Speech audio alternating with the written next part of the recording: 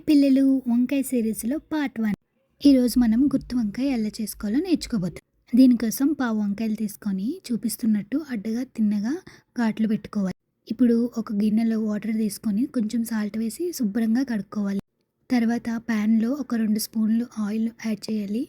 Add చేసిన ఆయిల్లో కోసి పెట్టుకున్న వంకాయలన్నిటిని వేసేసుకోవాలి. మూత పెట్టి ఉడికించుకోవాలి.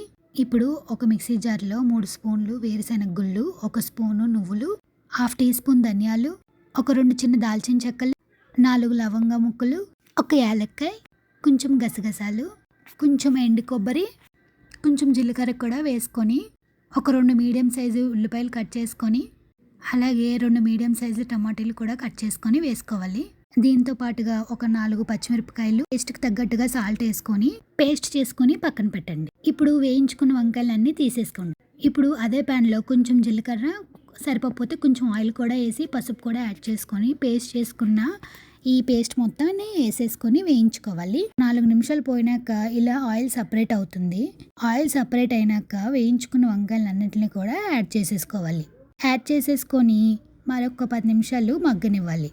మూత పెట్టి మగ్గనిస్తే ఈ వంకాయలు కూడా పేస్ట్ అంటుతుంది.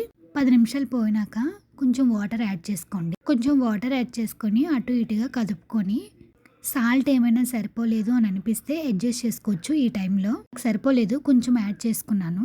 యాడ్ చేసేసుకున్న తర్వాత మూత పెట్టి మరొక 10 నిమిషాలు మగ్గనివ్వండి. అంతే, జ్యూసీ గుత్తి వంకాయ కర్రీ రెడీ. లో కొంచెం కొత్తిమీర యాడ్ చేసుకొని సర్వ్ చేసేసుకుంటే రోటీలోకైనా అన్నంలోకైనా బాగుంటుంది. ఇలాంటి మరిన్ని వీడియోస్ కోసం మన పేజ్ని ఫాలో చేసేసుకోండి.